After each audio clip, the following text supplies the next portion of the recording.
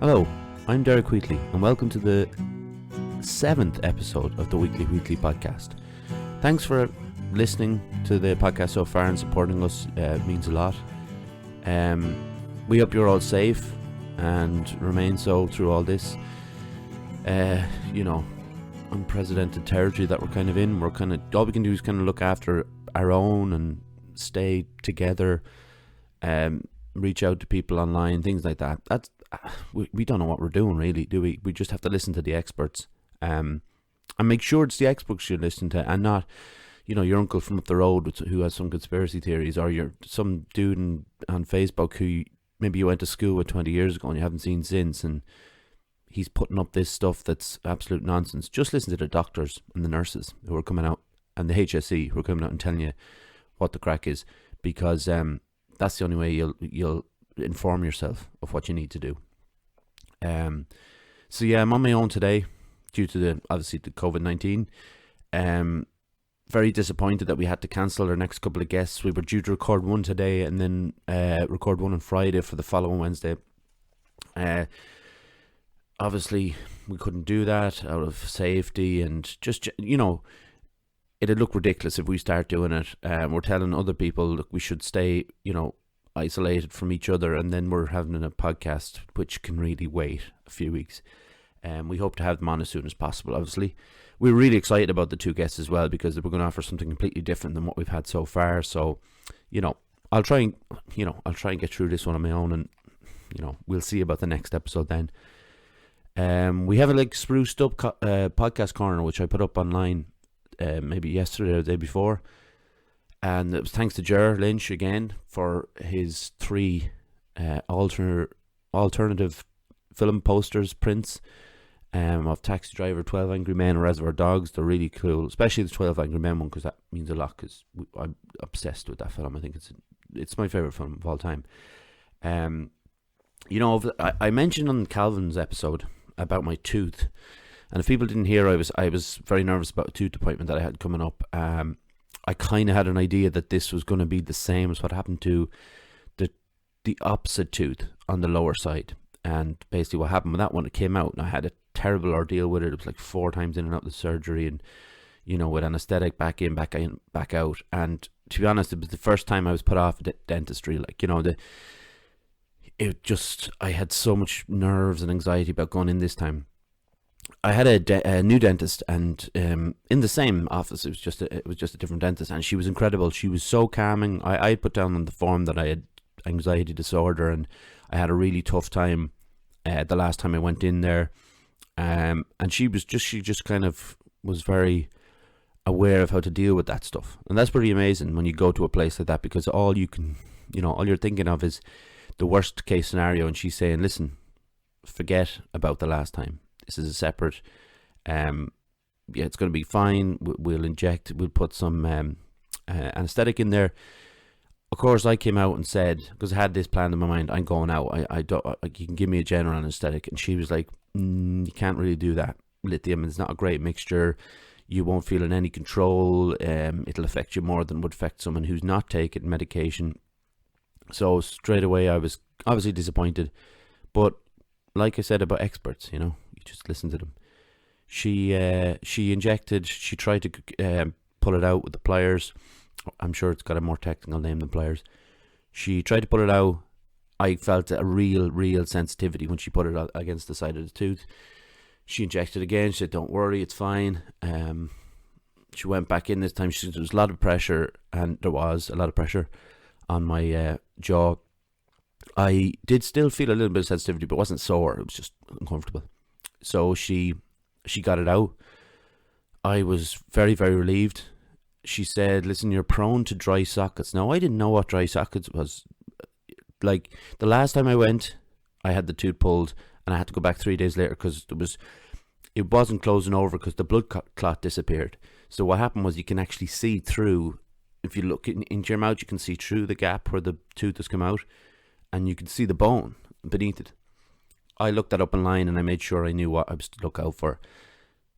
3 days after that, I got it taken up on Tuesday, and 3 days after, it was just Friday gone there. It was really sore, especially in the morning, obviously, when the medication that I was taking, the painkillers, the ibuprofen and stuff, wore off. I had this like throbbing pain. I said, right, I'm going to have to go back in. I knew it was coming anyway. So went back in. They saw me instantly. Straight away brought me in. Cleaned it out. No drama. Put some clove flavoured paste in that hardens up once it gets in. Where we are at now, I'm still, water and salt every maybe 3 or 4 times a day. I'm still on the ibuprofen because sometimes it's hopping. Like yesterday was really bad. But I can see in the mouth that the swelling is starting to come down on the lower jaw, and it's starting to close over. And to be honest, it's made me kind of think, the dentists aren't too bad. And that is just because of her attitude towards it. Because like I said, I was terrified, and she just kind of reassured me. And that is the story of the dentist. But yeah, it was just one of those things that, that anxiety can set off these things. And sometimes these people that, maybe not, maybe I suppose people are anxious going into the dentist, and maybe she had to learn those skills, and she did it very, very well. Another thing I wanted to mention, I've been kind of pushing it, myself and John have been pushing it online about Facebook. Now, I don't like conspiracies, right? But I'm going to go for one here, a slight one. When it comes to the post that we put up on the Wheatley page on Facebook, I'll give you an example of the best one. The one I put up, I took the picture with Calvin and said, coming tomorrow. Now, Calvin shared it. Some of Calvin's friends or family maybe shared it. Some of my friends shared it, and some of the people from, who were into the podcast shared it. And we reached, I think it would reach like 1,600 people. When you go onto the page, there's a little yellow bar that we see, and it just, this the reach of the person, right? Or sorry, the post. So when we're doing the other ones, you might hit 300. That's probably the average actually of what we've been hitting. Now 300, we've got 1,800 people who like the page, and it's reaching 300. I don't get the algorithm. Now, I didn't get it. I suppose they Facebook will have pushed and pushed for us to take up some ad space, to boost the pages or boost the posts. We don't have any money to do that. It's not our intention to do that at all, because Facebook's not the only way we can get it out there. But when we see, if you put it up on a Sunday, we put stuff out on a Sunday about just reminders of, podcasts we've already done, episodes we've already done, and we'll hit something like 60 people. 60, Now, Sunday is the day where everybody's off, and maybe, I don't know, I'm just guessing that people will dip into Facebook on a Sunday just to have a look because, they're just at home, they're chilling out, they have the TV on the background, they want to check Facebook. We reach 50 people, and then we get on a Monday morning, here's posts, or how to boost your page, blah, blah, blah. Now, I was giving them out about Zuckerberg. I was saying beat the Zuck because, the whole thing about the social network, which is a great film, but it shows him as a bit of a dick. And I mentioned that. I mentioned some stuff about, beat Zuckerberg, get around the Facebook algorithm and stuff. Now, here's where the conspiracy comes in because, well, the conspiracy is to do with Sundays, but it's also to do with this. I got a message last night. I was actually in bed at this point, and I was flicking around on Facebook, and I got this thing which said Facebook will now read your messages to make sure that there's no, I can't remember the exact phrasing, but it was almost as if to say, make sure there's nothing that goes against our policy. Now, we all know that Facebook doesn't have a policy. I mean, they are reckless in all the things they do. That's why he was sitting in front of the Senate. That's why, there's claims of Russian hackers on Facebook winning Trump the election. I'm going deep here for no reason. I don't mean to. I'm going to backtrack. They don't have this policy of adhering to their rules because they don't really have any rules themselves. So I got this out of the blue after a couple of mentions of Zuckerberg on our page. So put 2 and 2 together, folks, and what do you get? probably getting a conspiracy that doesn't mean anything, but still, it was an enjoyable little rant.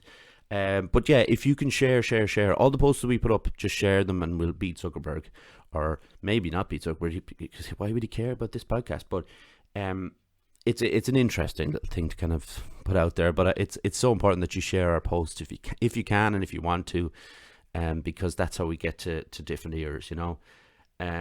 Another thing, just before I start the main topic, is this is kind of weird. Myself and John 2 or 3 weeks ago were talking about what if a guest had to pull out, or you know, a late omission from the show, and what would I do? So I said, well, I'll tell you what, I'll write up a couple of episodes that, you know, I'll find interest in and that are obviously linked with whether it's anxiety or depression or whatever mental illness we're talking about. Now, this was 3 weeks ago. We did not, the coronavirus wasn't a thing at the time, it had nothing to do with it. And now look at us. What I had come up with was something to do with music and something to do with film. And the film one was more kind of, I suppose, thought out in my mind that I would write a large project, maybe a 2-parter, about mental health in films and how it's handled. So I sat down the other day. I got a Blu-ray copy of Joker actually in the post, and I've seen it a couple of times. I enjoy it, you know, it's a good film. So I sat down and I said, right, I'll start this project. Listen, this project's not going to be complete for months, because what happened was I sat down, I watched it, I wrote all the goods and bads, and you know, what shouldn't be there, what I didn't have any clue why the director was putting this there. Was there a reason he added this here? You know, this, I won't go too into depth of Joker, but I definitely saw some flaws in it in to do with the mental health side of things. Now I sat down and I said, right, I'm going to write out the ones that I remember have to do with all mental health. So I want to cover them all, you know. And I ended up with like 27 films. I meant to maybe do 12 to 15. I ended up with 27, and I cut some out that people are going to go, because people always doing lists. I do anyway. They'll go, but what about this and what about that? So I try to cover every mental health, mental illness. I'd love to speak to people, you know, about all the mental illnesses. Speak to people who have actually been through those illnesses, to get their perspective on whether it was handled correctly, because it's not for me to say how schizophrenia is handled in film, or borderline personality disorder. You know, it's not. I can judge some anxiety films, maybe some films of depression, maybe bipolar. I can't judge those other ones, so it'll be interesting if I can get this project going. As I said, it'll take a long time, but this is what I'm kind of working on now while we have the kind of isolation that's happening at the moment. So yeah, speaking of isolation, I suppose we better hear from our sponsors. Fusion Training Centre, Monksland Athlone, a place to train in Brazilian Jiu-Jitsu, kickboxing, martial arts and CrossFit. A great atmosphere with experienced coaches and a real sense of community. If you want to join the team, find us on Facebook at Fusion Training Centre or drop in for a chat. Fusion Training Centre, train like a warrior.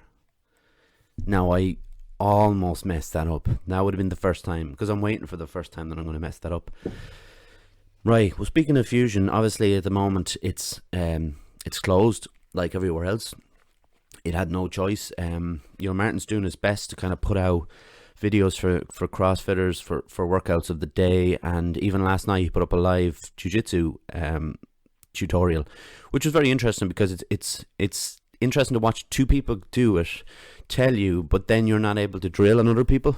So it's a retention thing, and if you have that, which I do not, if you have that skill for jiu-jitsu and you can watch something and take it away and then do it on someone, that, you know, you're laughing. But we got to have a bit of crack and a bit of, you know, we got to, it's live on Facebook, so we put in some messages and things like that. So it was cool of Martin to do that. You know, the thing about Fusion closing for me, I worry about my, not about anxiety, but I worry about my depression and, you know, the sadness of the disconnect that I'm going to feel.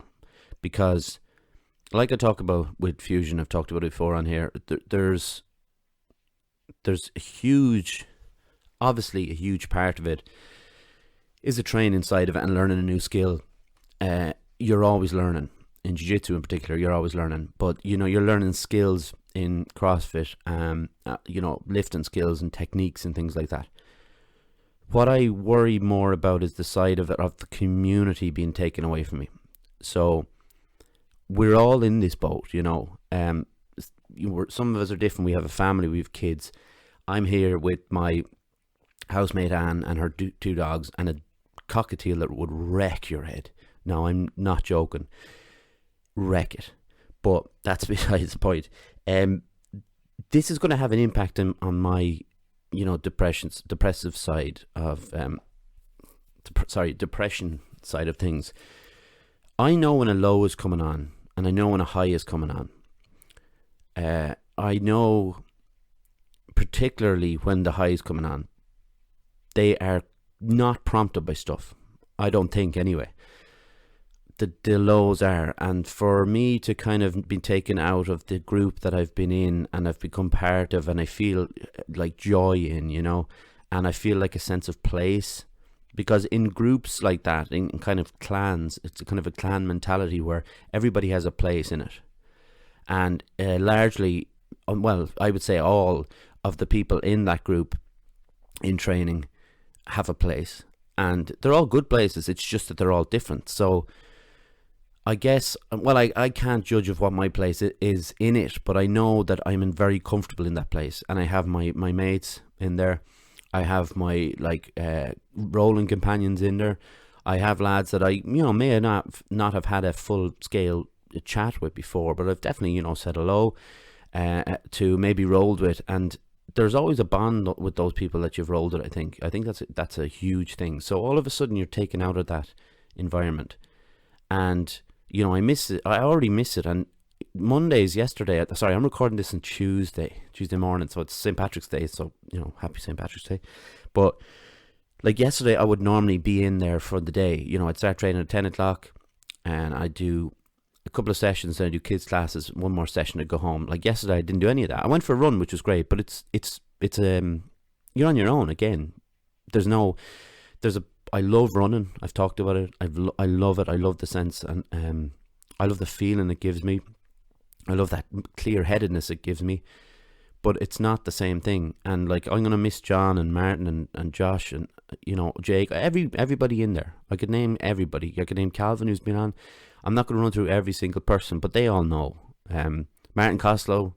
You know, these kind of guys that you just have a laugh with, and you look forward to just rolling with them and trying to choke each other, or, you know, get joint locks and stuff like that. But all of a sudden that's gone now, and I'm really worried about that side of things, about my depression and how it could lead me down a trail of negative thoughts, which I am a little worried about. But, you know, I know how to kind of reach out to people now, I think, a bit better.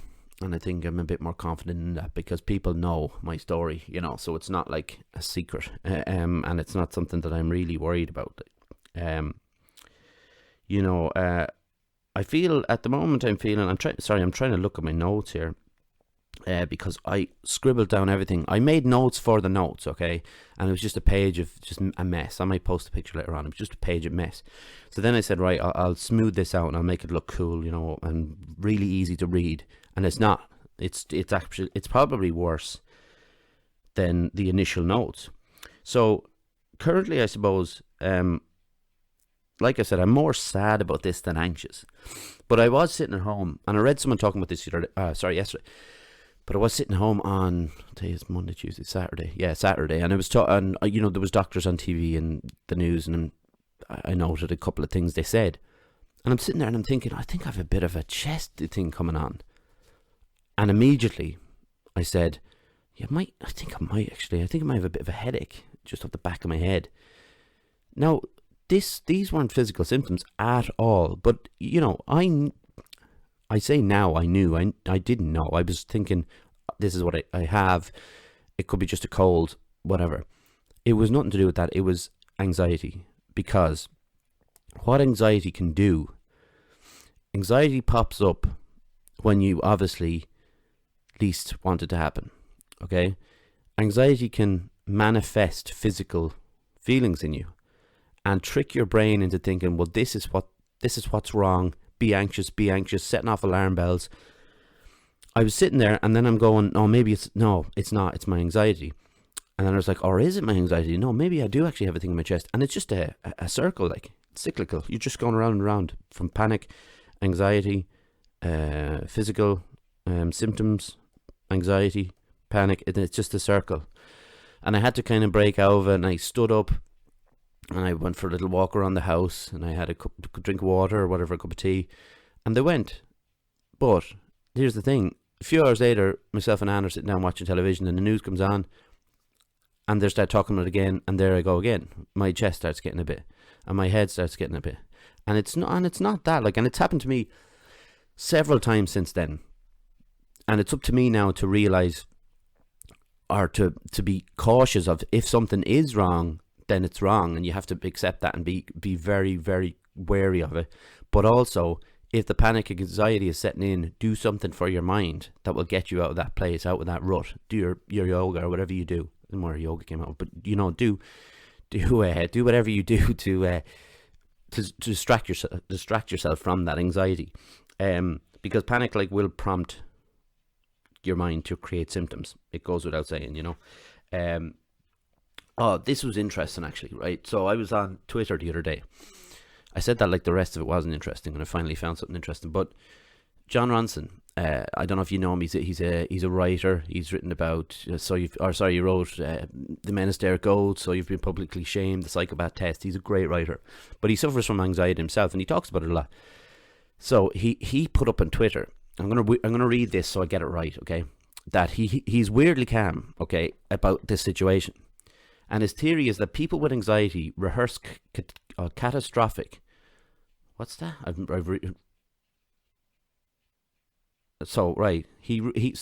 People with anxiety rehearse catastrophe, like what if situations in our heads. So when a real crisis happens, we are quite good at handling it, right? So he got loads of replies about this, and people were giving their own theories and things like that. And someone else followed up on that tweet and said, in Alan Shaw's book, Wish I Could Be There, Notes from a Phobic Life. Now, Alan Shaw, I looked up Alan Shaw. He was an agoraphobic who was afraid of public spaces and isolation. So I can imagine how painful that could be. So he noted that the anxiety response compounds itself in the absence of actual threat, but is sated by real crisis. The brain, given something real to focus on, puts aside selfish worries. Now, selfish is obviously inverted commas. It's to suggest the worries within your own life. And I found that kind of fascinating. So in the anxiety response compounds itself in the absence of actual threat. But then in a real crisis, it is the thirst is quenched. So that is where the calmness comes in. And it did get me to think about it. And I kind of agree. Like, I don't know. I'm no expert on things like that. But I kind of agree, because I haven't been anxious about this. That's not to say I haven't been worried. There's a difference. And I've been worried about my grandfather, who's like 92, coming up 93 next week, I think. I'm worried about my parents, older people that I'm related to. Of course, I'm worried about it. But the anxiety that I feel about going to a concert is tenfold the anxiety I feel about this virus. Look, the way the numbers are going up, I probably will get it. But, the statistics say that it's not going to do anything to me as long as... but that's, half the point. The other half being it'll do something to someone else if I come in contact with them. So the anxiety for me is not there about this. The anxiety that I have now, like I said, is about Fusion closing, and the worry that my depression will... my mood will increasingly go down, and this is the same for so many people around the country, that the worry we have, this isn't something that we've experienced before, so now we have to deal with it, not only physically removing ourselves from people, but mentally removing ourselves from people, and having to deal with the psychological effects of that, because it's not something we've done before. We are not trained in it. We have no real guide to how to deal with it. There's people online who've put up great little pieces of advice of what we can do with our time, things like that. But real deep down the mental side of things is not geared for this. We're geared to be part of groups and clans and gangs.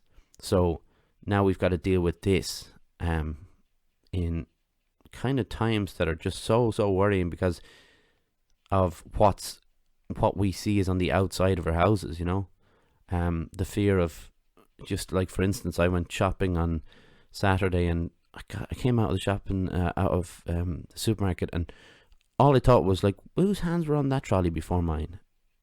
That's just one little thing. These are things that we all worry about, obviously. So then, as we were sitting downstairs and watching TV and trying to fill up our time, we clicked on the news at 6 and maybe the news at 9. How much news should we watch, I suppose, is the question. And over the last 2 to 3 years, I have watched very little. I'm informed at a distance. I don't need to sit and watch the news all the time because it aggravates me, it worries me, it affects my mental health. It just gets on my nerves, really, to be honest. And with the last 2 or 3 years that what we've been in politically, I can't blame anybody for just not wanting to listen to it anymore. Because I hear people talking about it and they'll say, "Oh, did you see what Trump tweeted? Or did you see what Boris Johnson did? Or what?" The thing about the climate crisis we're in. All that is worrying to me. It's just the thing that freaks me out. So why should I put myself through that? So I think I'm trying to find with this. I'm trying to find a kind of a responsible level of what I should watch. I need to know what this virus is. I need to listen to the doctors and the nurses, and I need to know experts what this is. I don't need to hear every briefing about it. I don't need to hear that the number went up 60 people, the number went up 54 people, because it's all over Facebook anyway. I need to be sensible to what my mental health can take, and then also sensible enough to realize that I need to stay informed of the virus or stay informed of the news about the world in general, as well as this country, of the virus. So it's finding that perfect balance between the two. It's difficult, but I think me and Anne are trying to work on it together, really, because she's on Facebook, I'm on Facebook, we're both on Instagram, we're looking at this and looking at that, and we're sharing information. It doesn't have to be 24/7. We need to find something good in between. Yesterday I was watching the news. I was reading a book at the same time, and Boris Johnson was on presenting this new idea that he had of what they should do to prevent it, and what he was presenting was basically what every other European country has presented. Not every, sorry, but we'll say the major European countries plus Ireland have presented over the last few days. He decided to go for this herd mentality that was cruel, really, because it was going to inflict harm on the poorer people, and the numbers that they suggested that would happen would be maybe 200,000 people would die. That was the numbers that the statistics came up. That this is the amount of people that were going to die from it. But to do this herd mentality thing where they'd all get infected and they'd beat it, it was crazy. And it's a sure sign of the cruelty of the Conservatives in England. They've always been like that. They don't care. They were basically pressured into closing pubs and telling everybody to stay indoors. It was pure pressure from everybody else, and everybody's going, what the hell's going on here? They would have let sporting events go on. They would have let all this stuff. He did the flip. Donald Trump 2 weeks ago was saying this was a hoax. He was calling the Wuhan, is that the correct pronunciation? Yeah, the Wuhan virus. He didn't take it seriously. Sunday night there was a picture I saw on Twitter of lines, sorry, not lines, but huge, swathe of people standing in front of the Princess Castle in Disney on Sunday night. We all knew what this was. They knew what it was, but they hadn't been informed correctly because they've got a clown at the top. So what's coming down is misinformation. There's a Trump base that will listen to everything he says. So they were standing all there, possibly infecting each other, to see some fireworks in Disney. And this is all because of the people at the top in those two countries and the mentality. I'm not going to go too political, but the mentality of those two countries as to being somehow superior to others, and just going through the whole, like in Britain, like the whole bulldog spirit, and I don't know, America, the bloody eagle thing, whatever. They thought that they would be able to like stem it their own way. They wouldn't listen to anyone else. It's a scary, scary thing. These are two imbeciles taking risks with other people's lives who they don't care about, basically. I'm glad that they did the reverse thing on the Johnson policy. I don't know what they're doing with Trump because it's changing every day. But last night, actually, sorry to go off on one here, but last night he called it the Chinese virus. Now, here's the thing about that. This is a guy who's been giving out about Chinese trade deals. This is a guy who's got a base who are racist. Not all, but he's got a base that is racist. He's putting that in their minds. This is no longer the coronavirus as them. This is a Chinese virus inflicted to them by the Chinese people in general. Not just a few, but the whole population. Please don't fall into that trap of start calling it something that it's not. You can call it the coronavirus, the COVID-19. Just don't call it the Chinese virus. It's pathetic and pretty racist, to be fair. See, this is what happens when I watch the news. I already feel annoyed about it, and I shouldn't. I'm trying to stay chilled and do a podcast, and a mental health podcast at that, But yeah, it irritates me, But even I was watching this is the last thing I'm going to say on it. But the UFC were desperate to put their fight night together. It was supposed to be in London this weekend. They said no, we'll switch it back to America. They were going to actually have it in not a stadium, an arena. In an Indian reservation, right? This was like the last place they could find, and eventually they pulled it. Now it's pure greed on their part. They're not going to have people in the stadium, fair enough, but the people have to work in the stadium. People have to set up the stadium. People have to, staff, cleaning staff, security staff. People have to filming the event, commentators. People have to be in the place. So. A thing to note is it's Dana White, and another thing to note about Dana White is that he's a very bullish man, and he's a very good friend of Donald Trump. So good on him for that. So to combat isolation, it's exercise for me. I've been running. I've done a couple of runs. Did one Saturday, one Monday. They were great. I can't do anything after a run. I'm happy enough doing a run, and I'm not going to do anything more. But I'm definitely going to do some of Martin's workout videos, because it's good to keep that going as well. Because when we go back to CrossFit, I don't want to be dead after every session all of a sudden just because I haven't been working out my upper body. We've got contact friends, right? This is important. This is the most important, because isolation is such a damaging thing. Text people. Send them messages on Facebook, call them, Skype, FaceTime, whatever it is you use. We all want to reach out to other people because, like I said, this is unprecedented. We aren't used to it, so we are set up as humans to be in contact with other humans, to talk, to communicate. So someone's not going to mind if you text them and say, "How's it going? How are you getting through this? Are you doing all right?" It's we're all good with that kind of thing. I'm going to be wrecking people's heads, no doubt, because I know that'll help me. Because I miss those people. I like Josh, or I'm going to wreck John's head so much. It's going to be a sense of just reaching out to people everywhere, trying to find out what they're watching, what they're listening to, what they're reading. There's so many things we can do, together. Just because we can't touch or be in the same room, we can still do things together, and that's a very very very important thing. I think it's hard when a lot of things are taken away from us, in the sense that like sports is a big thing for people. There's loads of things that have been cancelled, really. And I mean not just going outside the house. I mean obviously on TV. So we have that taken away from us. So start something new. Start. I don't know. What did you want to do 2 years ago that you gave up on? What did you want to? What did you want to achieve? Did you want to do an online course? Did you want to? Did you want to maybe play a song on guitar that you could never play before? You never figured out. Well, now you got time to do it. So do it. Just go and do it, and that's your challenge for the day or the weekend or whatever.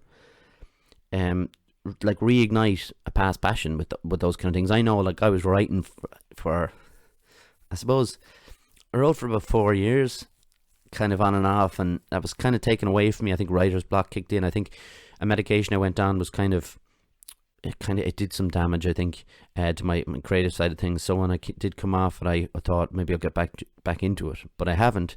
But like now's my chance to go and do that. Like, and I'm going to do this project with the film thing, so that's going to be great too. So try and think of something that you want to either reignite or something that you want to take up, that the materials are around you, and just do it. I mean, take this with you. When during the plague, William Shakespeare self-isolated, or whatever it was called in the day, and he wrote King Lear. There you go. Go and write your King Lear. Go and do whatever you do, but don't just not do anything. Just don't sit and worry on your own, because it's only going to go downhill from there. The most important thing, like I've touched on already, the most important thing is to reach out to loved ones. If you are depressed, anxious or scared, they're the ones that are going to look after you. They're not going to judge you for anything or how you feel about anything. Everybody's a bit scared at the moment, because we don't know where it's unresolved at the moment. We have no end point, which is always worrying, because again, as humans, we like to know when there's a start and there's a finish, and now we just know there's a start and we're in the middle of something, and that's the problem. So reach out for loved ones. Reach out, like if you're feeling fine, reach out to the ones that you think may be suffering. They will love you for that, because they might be just the ones sitting on the other sitting on their phone or the computer and just afraid to text you. So maybe you just text them. Look out for your the elderly, whether you're related to or whether you live nearby. Give them a call, make sure that they're looked after. If they need anything, try and do your best to get it for them. It's the communal spirit that I've always seen since I moved out here to the country is maybe not as present in the town or the cities, but that's not to say that you can't have it, just because it's not there now. Start it again. It's very much, people in the country seem to look after each other a bit more. They seem to be a bit more friendly. There's always a wave, there's always a smile, but that's not to say that it can't be there where you live, if you live in the town or the city. So look after the elderly, which should really go without saying. So, like, the things we miss as well, like I mentioned sport, but there's also travel. People are hugely into travel. I like travel. I can't do it because I'm too anxious in airports. I'm too anxious in other countries. That's taken away from people. People had holidays set up, and things like that will get at you. You'd be thinking, oh well, I should have been in Spain now, or I should have been in France, wherever you were going. I should have been here, but instead I'm dealing with this crap that I have no control over, and all these, again, going down to this negative thought pattern.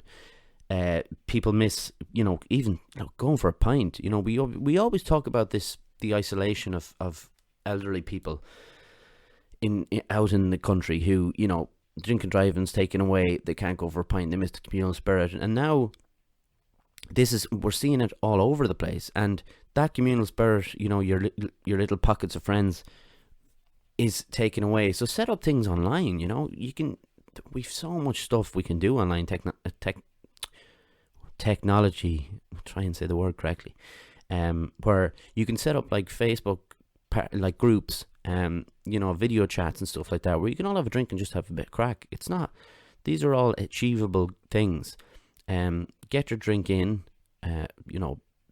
and try and set something up where you try and you can't get that spirit of community or the spirit of your friends that you do get when you're out in the pubs or clubs, but you can at least reach for it a bit.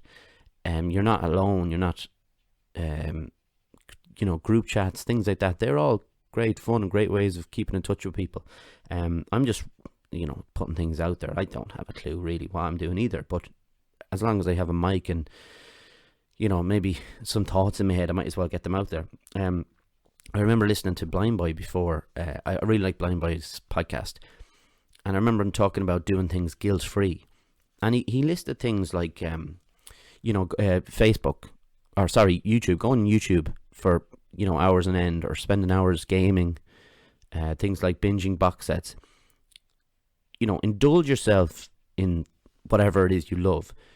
Do it guilt-free. Sometimes you sit there on Facebook and you're thinking, God, I keep saying Facebook. Zuckerberg's in my head. He's renting space in my head. But do things on YouTube. You normally be sitting there. You might be watching for an hour and you go, oh God, I shouldn't be watching this. I really should be doing this. I should be doing that. Well, just forget about that now, because whatever you should have been doing, you're not going to be doing. It's taken away from you, whether it's you're going to work or going out for a pint or whatever it is. Sit down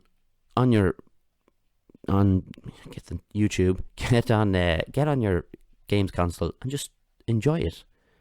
No, you can't be judged now. We don't know what we're doing. We haven't a clue. So why not just go on it and sit there for hours watching silly things on YouTube? I'll tell you what I'm doing on YouTube at the moment, actually, and it's very sad, but I don't care.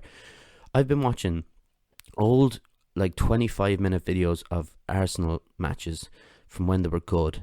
And it's a long time ago, back in the late 90s, early 2000s, and it's joyous. Another thing I'm watching is, those videos on YouTube where people, reaction videos, that's what they're called, where people sit down and they listen to music and they're stunned or they don't like it or whatever. But I'm obviously picking songs that I like, so I'm seeing people react to these songs I love, and they're silly. There's there's no real kind of purpose or education I get from them, but they're just things to turn your brain off to. And you're listening to good music and you're watching people react to this music going, oh, I never heard of this band before, and they're listening to I don't know, Led Zeppelin. You're like, okay, but it's cool. I'm really enjoying it, and it's taking up my time. I'm also, what else am I doing? I'm reading a book at the moment by Ronan Farrow, where he talks about, it's all about the abuse scandals of Harvey Weinstein and the people within power of the movie and TV industry, the media, I suppose, and the pressure he was put under not to put this stuff out. Weinstein was not only, abusing women, but he was abusing the people who wanted to break these stories. So he was getting dodgy, private investigators to follow Ronan Farrow around. And Farrow was onto this, obviously, because people were telling him, look, Harvey's annoyed, Harvey's going to come after you, things like this, They even went so far, actually, because I'm only about halfway through the book, and I just find it a fascinating kind of, it's a fascinating kind of, it reads like something that John le Carre would write, where he's being sent messages and emails from Weinstein's company saying, listen, we know your sister was abused by Woody Allen, your dad, so this is... And Woody Allen worked with Weinstein at one point. So is this just a sense of, you're just looking for revenge? This is nothing to, he didn't go near those women, Harvey Weinstein. You're just looking for revenge that he worked with your dad, who you hate. And it's the psychology of that is mad, that Harvey Weinstein is, how has he gone that deep, everybody knows what he did. He's just after getting 23 years. Obviously, this book just came out maybe a couple of months ago. So, Ronan Farrow didn't know the case, didn't know the verdict when he brought out the book. But I suppose he couldn't have hoped for the amount of years that Weinstein got in the end. But it's just a fascinating read, and reading is one of those things where if I'm not really anxious about something, and I can get into a book, I will happily sit there for 2 or 3 hours and just completely dive in there. And there's nothing like it. And I suggest another thing. I talked about guitar and playing guitar, musical instrument, whatever. I suggest you pick the biggest book because we're all a little bit threatened by big books. We're all a little bit, oh God, I can't take that on now. I won't have the time.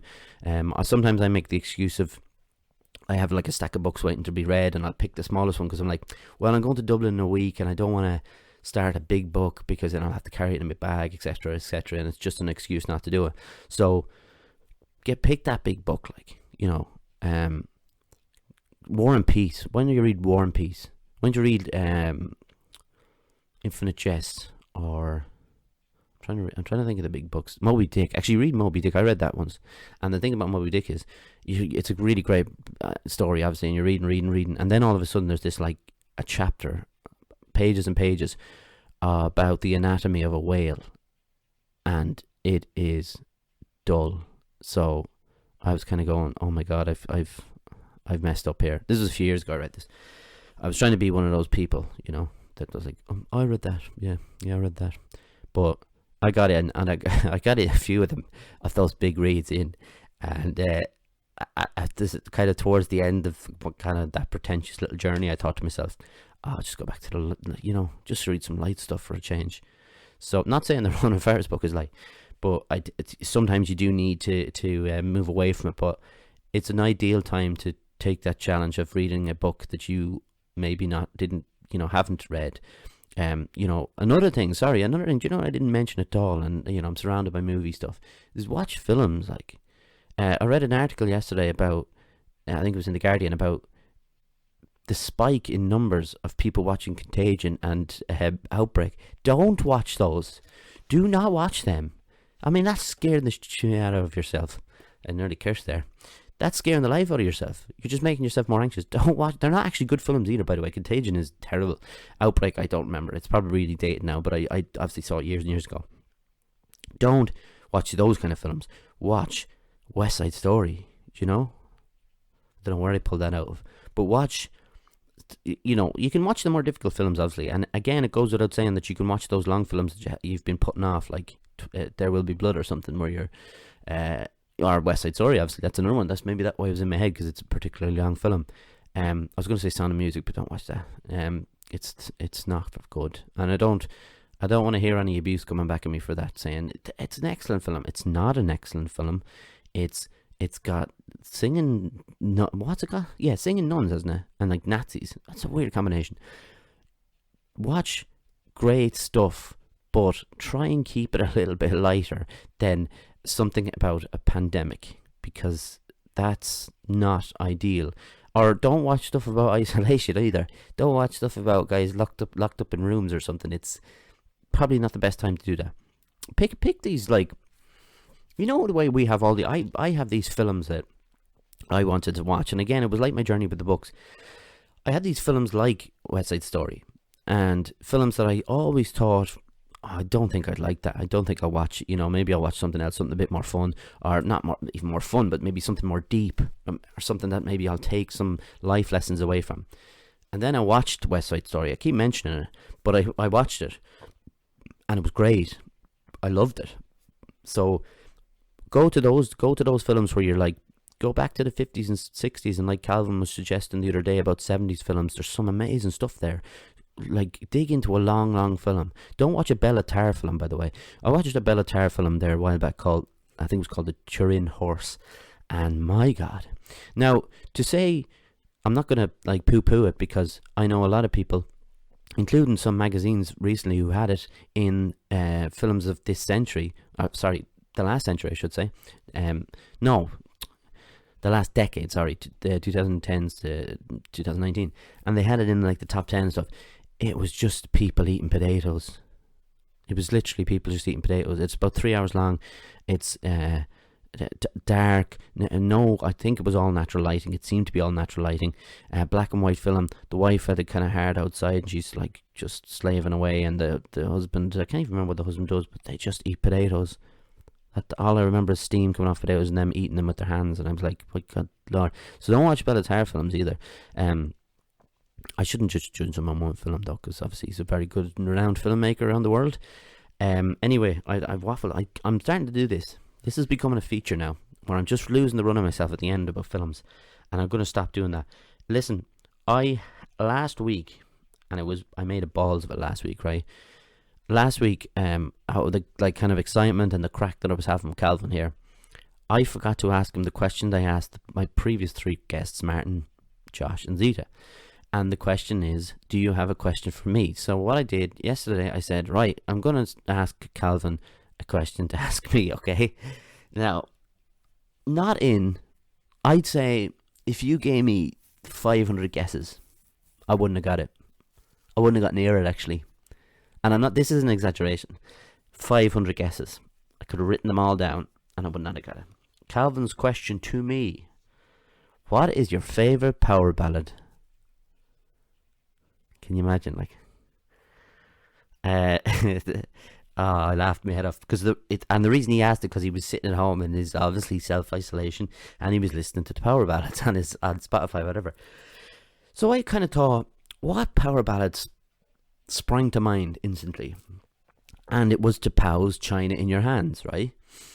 So what I did was, I went onto YouTube and I looked up, typed it all in, listened to the song, and I said, yeah, it's a good song. It's dated horribly, but it's a good song.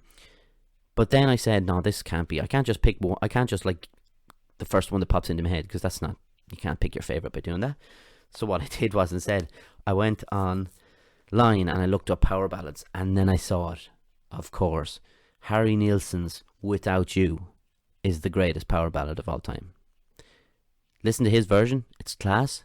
Listen to Badfinger's version; it's rockier, but there's silences in it that are kind of work, but then you're kind of going, oh, I don't know, maybe not. It's on YouTube, the Badfinger's version. Obviously, Mariah Carey's version was the most famous one, we'll say. But I Can't Live Because Living Is Without You, that's the song. Harry Nilsson, a man who committed career suicide by linking up with John Lennon, who produced his album at the time. I think it was called Nilsson Schmielsen. Oh no, that was a different. I think I messed it up. But he released this album. He blew his voice out, and some say he did it on purpose because he was sick of, performing and singing. That he blew his voice out and he never regained it, which is kind of a really sad story, actually, because he had a really cool voice. So listen to Harry Nilsson. He's got some. Jump Into the Fire is an unbelievable song, and Everybody's Talking from Midnight Cowboy, which you talked about last week, is also a great song. Listen, I'm gonna leave you there. I've kind of waffled there for the last while, but I hope you took something from this. Could you please? I'm gonna ask this, and I'm gonna keep putting it out online and stuff. If you have any questions for next week's episode, could you send them to us? Doesn't matter what way you do it. You send it to the show, the page, Facebook. Send it, email it, whatever you do. I don't know what people do anymore. Do something. Send your questions, because I'm going to have to fill up next week as well. I'll be on my own. Now, I've got some ideas of what to do, but I'd love to answer some questions, whether it's about my mental health or mental health in general. And if I can't answer them, I'll be honest and tell you I don't know, and I'd refer you to something or someone else to kind of fill you in on that. But if any questions about me, obviously I can answer. Any questions about films, that'd be deadly, because I'm a nerd and I like talking about them. Look, thank you for listening, everyone, and for your support. Listen, I want to thank Jer, as always, my mum, my dad, my granddad. Follow us on our YouTube channel, The Weekly Wheatley, Facebook, The Weekly Wheatley, Twitter, what is that? Is that the one that's backwards? No, I think that's Wheatley _ there, and Instagram is Wheatley the Weekly. We're on Spotify, Apple, Anchor, Podbean, Google Podcasts, etc, etc, etc. Take care of each other out there. Thank you so much for listening, and mind yourselves.